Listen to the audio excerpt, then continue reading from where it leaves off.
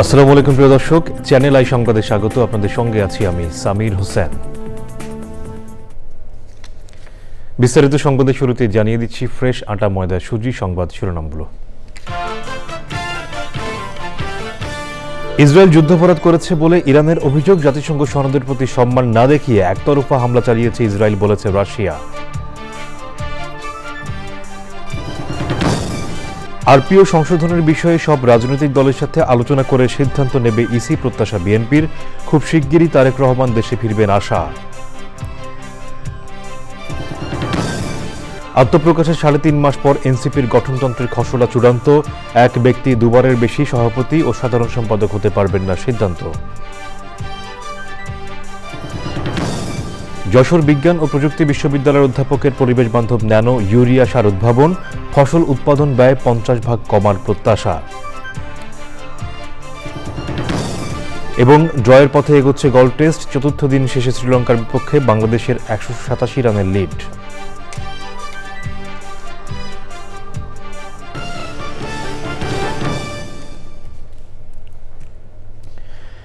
সংবাদ শিরোনামগুলো জানাচ্ছিলাম। এখনকার সংবাদ আয়োজন একই সঙ্গে চ্যানেল আইয়ের ইউটিউব চ্যানেলে এবং চ্যানেল আইয়ের ওটিটি প্ল্যাটফর্ম আই স্ক্রিনে লাইভ স্ট্রিম হচ্ছে।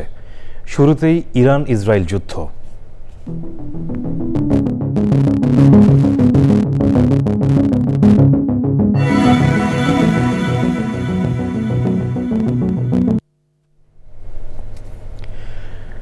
নতুন করে পাল্টা ক্ষেপণাস্ত্র হামলা চালিয়েছে ইরান ও ইসরায়েল।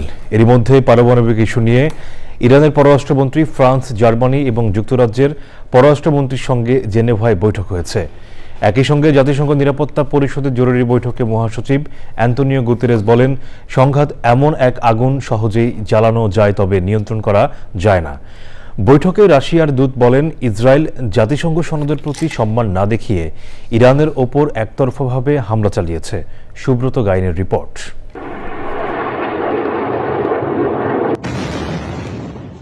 অষ্টম দিনের মতো চলছে ইরান ইসরায়েল যুদ্ধ। নতুন করে ইসরায়েলের হাইফা শহরে ক্ষেপণাস্ত্র হামলা চালায় তেহরান। এর আগে ইরান থেকে ছোড়া ক্ষেপণাস্ত্র হামলায় ইসরায়েলের ১৭ জন আহত হয়েছেন, তার মধ্যে ৩ জনের অবস্থা গুরুতর।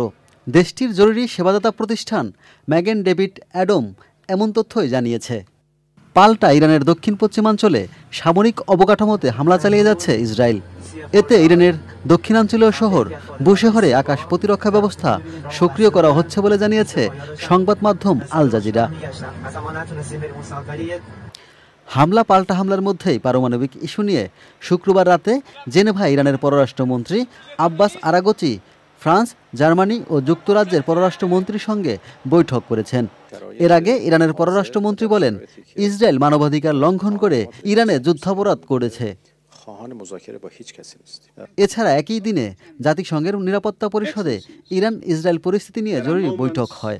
বৈঠকে জাতিসংঘ মহাসচিব শান্তি বজায় রাখতে সবার প্রতি আহ্বান জানিয়েছেন। তবে জাতিসংঘের নিরাপত্তা পরিষদে দেওয়া বক্তব্যে রাশিয়ার দূত ভাসিলি নেবেনজিয়া ইসরায়েলের সমালোচনা করেছেন। তিনি বলেন, ইসরায়েল কূটনীতিক প্রচেষ্টার প্রতি স্পষ্ট অবজ্ঞা দেখিয়েছেন। শুধু তাই নয়, ইসরায়েল জাতিসংঘ সনদের প্রতি কোনো সম্মান না দেখিয়ে সার্বভৌম রাষ্ট্র ইরানের উপর একতরফাভাবে হামলা চালিয়েছে। ইসরায়েলের আগ্রাসনের বিরুদ্ধে তেহরান, তাবরিজ, ইস্ফাহান, সিরাজ, মাসাদ, কমের পাশাপাশি ছোট ছোট শহরেও বিক্ষোভ হয়েছে। বিক্ষোভে ফিলিস্তিনিদের প্রতিও সংহতি জানান তারা। Subrata Gain, channel I. এবারে অন্যান্য সংবাদ। ইরানের বিভিন্ন প্রদেশে 5.1 মাত্রার ভূমিকম্প অনুভূত হয়েছে। শুক্রবার স্থানীয় সময় রাত 9টার কিছু পরে ভূমিকম্প অনুভব করেন দেশটির মানুষ। যুক্তরাষ্ট্রের ভূতাত্ত্বিক জরিপ সংস্থা ইউএসজিএস জানিয়েছে, কোম শহরে ভূমিকম্পটি উৎপত্তি হয়েছিল। রাজধানী তেহরানের বাসিন্দারাও কম্পন টের পেয়েছেন। এ সময় তাদের মধ্যে আতঙ্ক ছড়িয়ে পড়ে।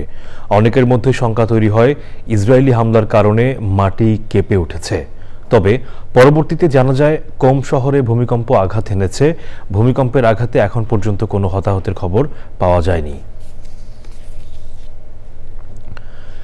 পোস্টার বাতিল, নির্বাচন সংক্রান্ত আরপিও সংশোধনের বিষয়ে সব রাজনৈতিক দলগুলোর সাথে আলোচনা করে সিদ্ধান্ত নেবে নির্বাচন কমিশন, এমন প্রত্যাশা করেন বিএনপির স্থায়ী কমিটির সদস্য আমির খসরু মাহমুদ চৌধুরী। শুক্রবার রাজধানীর কাটাবনে একটি মসজিদে গণফোরামের সভাপতি প্রয়াত মোস্তফা মহসিন মন্টুর মিলাদ মাহফিলে অংশ নিয়ে এসব কথা বলেন তিনি। এ সময় তিনি তারেক রহমান কবে ফিরবেন এমন প্রশ্নের জবাবে বলেন, বিএনপি সহ দেশের সব মানুষ উন্মুখ হয়ে অপেক্ষা করছে। বলেন, খুব শিগগিরই তিনি দেশে ফিরবেন। আর তার দেশে ফেরা নিয়ে প্রস্তুতিও চলছে। চীন সফরে দুই দেশের বহু পুরনো সম্পর্ক আরও জোরদার হবে বলেও জানান আমির খসরু মাহমুদ চৌধুরী। নির্বাচনের কর্মকাণ্ড যাতে সুষ্ঠুভাবে হয়, যাতে অতিরিক্ত ব্যয় না হয়, যেন যতক্ষণের অংশগ্রহণ থাকতে পারে, এগুলোর জন্য যা যা প্রয়োজন আগামী দিনে আমি নিশ্চিত রাজনৈতিক দলগুলোর সাথে আলাপ আলোচনার মাধ্যমে এই সিদ্ধান্তগুলো নেওয়া হবে। উনি দ্রুত দেশে আসবেন এবং ওনার প্রস্তুতি চলছে দেশে আসার। দেশের মানুষ, বিএনপি, জনগণ সবাই ওনার অপেক্ষায় আছে। আত্মপ্রকাশের 3.5 মাস পর গঠনতন্ত্রের খসড়া চূড়ান্ত করেছে জাতীয় নাগরিক পার্টি এনসিপি। শুক্রবার সন্ধ্যায় কেন্দ্রীয় কার্যালয়ে ষষ্ঠ সাধারণ সভা শেষে সংবাদ সম্মেলনে দলের সদস্য সচিব আক্তার হোসেন বলেন, 2 বারের বেশি দলটির সভাপতি ও সাধারণ সম্পাদক হতে না পারার সিদ্ধান্ত হয়েছে। অনেক রাজনৈতিক দল নিজেদের মধ্যে গণতন্ত্র চর্চার কথা বলেও তারা স্বৈরতান্ত্রিক একনায়কতন্ত্র বজায় রেখেছে। এক্ষেত্রে এনসিপি আদর্শ হয়ে থাকবে বলে জানান আক্তার হোসেন। তাফিমুল ইসলামের রিপোর্ট। শুক্রবার রাজধানীর কেন্দ্রীয় কার্যালয়ে জাতীয় নাগরিক পার্টির ষষ্ঠ সাধারণ সভা অনুষ্ঠিত হয়। সভায় সিদ্ধান্ত হয়েছে আগামী রোববার নিবন্ধনের জন্য নির্বাচন কমিশনে আবেদন করবে এনসিপি। সাধারণ সভায় দলের সভাপতি ও সাধারণ সম্পাদক কিভাবে নির্বাচন হবে ও কেন্দ্রীয় কমিটির মেয়াদের পাশাপাশি বেশ কিছু নতুন সিদ্ধান্ত সহ এনসিপির গঠনতন্ত্রের খসড়া অনুমোদন করা হয়। কেন্দ্রীয় কমিটির সভাপতি এবং সাধারণ সম্পাদক স্বতন্ত্রভাবে নির্বাচিত হবেন।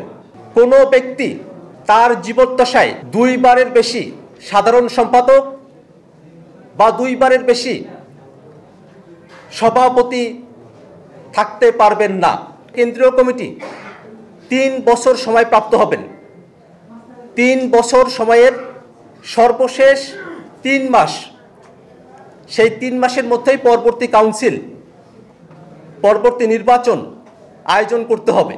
দলের নারী সদস্যদের নিয়ে বিভিন্ন গণমাধ্যম ও সামাজিক যোগাযোগ মাধ্যমে হ্যায় করে চূড়ান্ত মিথ্যাচার করা হচ্ছে। এ বিষয়ে দেশের মানুষকে সচেতন থাকার আহ্বান জানান দলের সদস্য সচিব। নোংরা ভাষায় আক্রমণ, অশ্লীলতা, একই সাথে চূড়ান্ত মিথ্যাচার করা হচ্ছে এবং সমস্ত অপমানের বিরুদ্ধে বাংলাদেশের মানুষকে সচেতন থাকার আহ্বান জানায়। জাতীয় নাগরিক পার্টি এনসিপি নারী সদস্য সহ অন্যান্য রাজনৈতিক দলের নারী সদস্যদের বিরুদ্ধে যেসব কুরুচিকর মন্তব্য করা হচ্ছে, যেসব নোংরামি করা হয়েছে, তার বিরুদ্ধে আমরা বিভিন্ন স্তরে ব্যবস্থা গ্রহণ করব। জুলাই গণঅভ্যুত্থানকে ধারণ করে জুলাই মাসব্যাপী বিভিন্ন কর্মসূচি পালন করা ছাড়াও এনসিপি প্রথম কাউন্সিল খুব শীঘ্রই হবে বলে জানান দলের সদস্য সচিব। তাফিমুল ইসলাম, চ্যানেল আই, ঢাকা। যশোর বিজ্ঞান ও প্রযুক্তি বিশ্ববিদ্যালয়ের অধ্যাপক ডক্টর জাভেদ হোসেন খান উদ্ভাবন করেছেন পরিবেশ বান্ধব ন্যানো ইউরিয়া সার।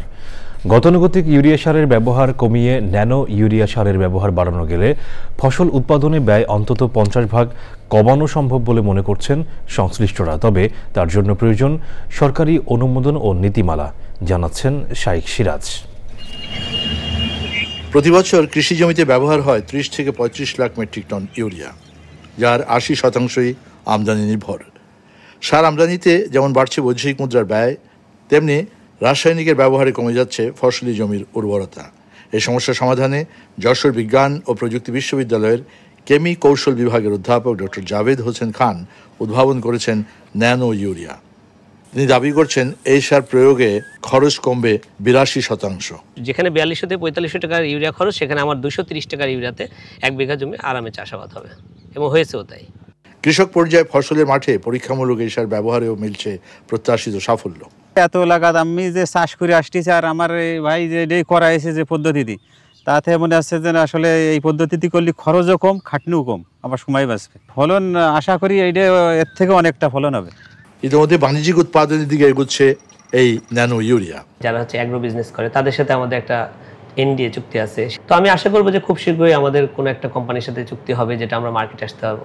তো পাশাপাশি সরকারও এগিয়ে আসছে এবার। দেশের নীতি নির্ধারকদের দৃষ্টি আকর্ষণ করে গবেষক বলছেন ন্যানো সারের সরকারি অনুমোদন এবং নীতিমালা প্রণয়ন জরুরি। 1921 সালে প্যাটেন্ট নীতিমালা ব্রিটিশ পিরিয়ডের, সেটা দিয়ে গভর্নমেন্ট চলছে, তখন তারা আপডেট করে এখন 2022-এর নীতিমালা কার্যকর হয়েছে 2024-এ। তাহলে আমরা পিছিয়ে আসতে এমনিতে 103 বছর। ন্যানো প্রযুক্তি ব্যবহার কৃষি জমির উর্বরতা রক্ষার পাশাপাশি কমবে উৎপাদন ব্যয়। যদি ন্যানো ইউরিয়া ব্যবহার করা যায় তাহলে সাশ্রয় করা যাবে 22,000 কোটি টাকা, পরিবেশ থাকবে সুরক্ষিত।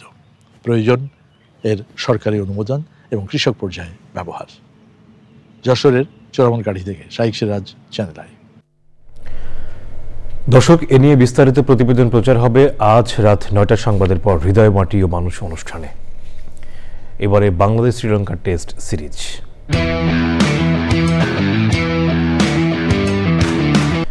চতুর্থ দিনের দ্বিতীয় সেশনে ফাইপারে শ্রীলঙ্কার বিপক্ষে বাংলাদেশকে লিড এনে দেন তরুণ অফ স্পিনার নাইম হাসান।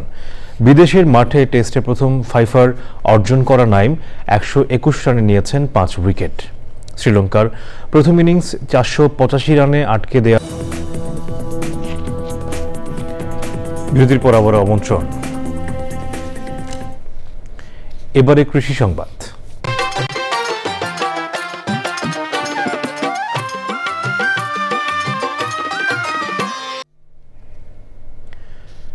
নরসিংদীর পলাশে পরিত্যক্ত কলাগাছের মধ্যে দণ্ড এখন অনেকের জীবিকার উৎস হয়ে উঠেছে। সবজি হিসেবে বিক্রি হচ্ছে ঢাকাসহ দেশের বিভিন্ন স্থানে, সেই সাথে রপ্তানি হচ্ছে ইউরোপ ও মধ্যপ্রাচ্যের কয়েকটি দেশে। নরসিংদী থেকে সুমন রায়ের রিপোর্ট।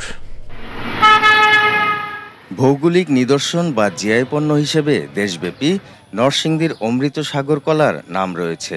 বছরের পর বছর ধরে নরসিংদী সদর, পলাশ সহ প্রায় সবকটি উপজেলায় চাষাবাদ হয়ে থাকে কলা। এসব বাগান থেকে কলা বিক্রি করে জীবিকা উপার্জন করে থাকেন চাষিরা। কলা সংগ্রহের পর ওই পরিত্যক্ত কলা গাছ থেকে ভিন্ন উপার্জনের পথ বেছে নিয়েছে উপজেলার বেশ কয়েকটি পরিবার।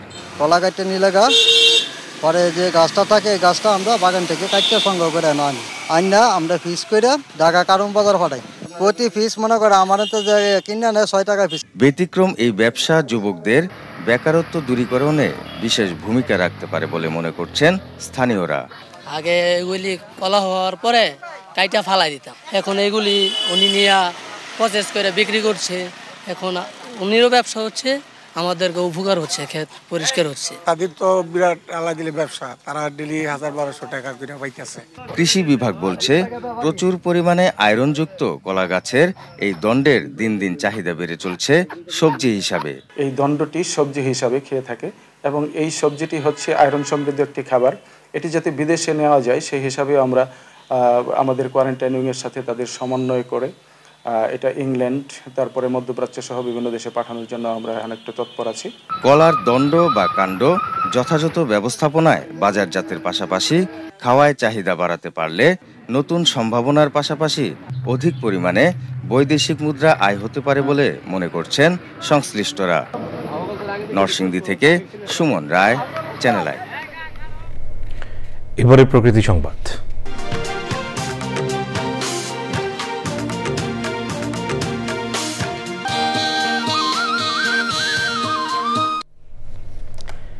একসময় প্রমত্তা ময়ূর নদ আজ মৃতপ্রায়। প্রাকৃতিক ভারসাম্য রক্ষাকারী এই নদটি এখন পরিবেশ দূষণের অন্যতম উৎস।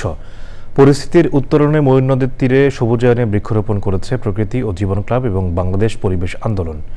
প্রাণ প্রকৃতি রক্ষায় দখল ও দূষণমুক্ত ময়ূর নদ নিশ্চিতে সবাইকে এগিয়ে আসার আহ্বান পরিবেশ প্রেমীদের। ড্যানিয়েল সুজিত বোসের রিপোর্ট। ময়ূর নদ উদাসীনতা আর অবহেলার এক নীরব সাক্ষী। খুলনাবাসীর জীবন প্রবাহের সঙ্গে ওতপ্রোতভাবে জড়িত এই নদ এখন দখল দূষণে ধুঁকতে থাকা ক্ষতচিহ্ন মাত্র। ঐতিহ্যবাহী এই নদ রক্ষার বার্তা ছড়াতে প্রকৃতি ও জীবন ক্লাব এবং বাংলাদেশ পরিবেশ আন্দোলনের প্রচারণা ও বৃক্ষরোপণ কর্মসূচি। পরিবেশ রক্ষার স্বার্থে অক্সিজেন আমাদের জরুরি। শুধু ময়ূরনদ না, আশেপাশের সব জায়গায় দূষণ হচ্ছে। এই দেশ আপনার আমার সকলে, আর এই দেশকে পরিষ্কার পরিচ্ছন্ন এবং পরিবেশ বান্ধব রাখার দায়িত্ব আপনার আমার সকলে। পরিবেশ প্রতিবেশ রক্ষায় ময়ূরনদ দখল ও দূষণমুক্ত করতে কার্যকর উদ্যোগের আহ্বান জানান পরিবেশবিদরা। আমাদের লক্ষ্যমাত্রা হচ্ছে এবছর খুলনাতে কমপক্ষে 5,000 বৃক্ষরোপণ করা বনৌষধি। এই মাসব্যাপী এবং বর্ষাকাল ব্যাপী আমাদের এই কর্মসূচি কম বেশি চলমান থাকবে। জীবন জীবিকা রক্ষার পাশাপাশি আঞ্চলিক অর্থনীতি চাঙ্গা রাখতে পরিকল্পিতভাবে ময়ূরনদ খনন সহ সবুজায়নের আহ্বান সচেতন মহলের। যেখানে সেখানে ময়লা আবর্জনা বর্জ্য ফেলবেন না। Daniel Sujit Bose, channel I, Khulna. এবারে খেলার খবর।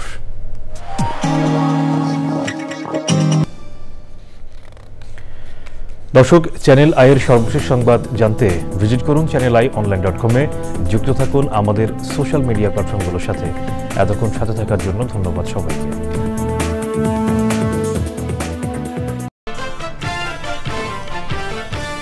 ইসরায়েল যুদ্ধাপরাধ করেছে বলে ইরানের অভিযোগ। জাতিসংঘ সনদের প্রতি সম্মান না দেখিয়ে একতরফা হামলা চালিয়েছে ইসরায়েল, বলেছে রাশিয়া।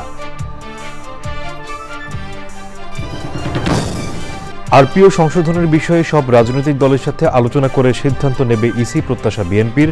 খুব শিগগিরই তারেক রহমান দেশে ফিরবেন আশা। আত্মপ্রকাশের 3.5 মাস পর এনসিপির গঠনতন্ত্রের খসড়া চূড়ান্ত। এক ব্যক্তি দুবারের বেশি সভাপতি ও সাধারণ সম্পাদক হতে পারবেন না, সিদ্ধান্ত। যশোর বিজ্ঞান ও প্রযুক্তি বিশ্ববিদ্যালয়ের অধ্যাপকের পরিবেশ বান্ধব ন্যানো ইউরিয়া সার উদ্ভাবন। ফসল উৎপাদন ব্যয় 50% কমার প্রত্যাশা। এবং ড্রয়ের পথে এগোচ্ছে গল টেস্ট। চতুর্থ দিন শেষে শ্রীলঙ্কার বিপক্ষে বাংলাদেশের 187 রানের লিড।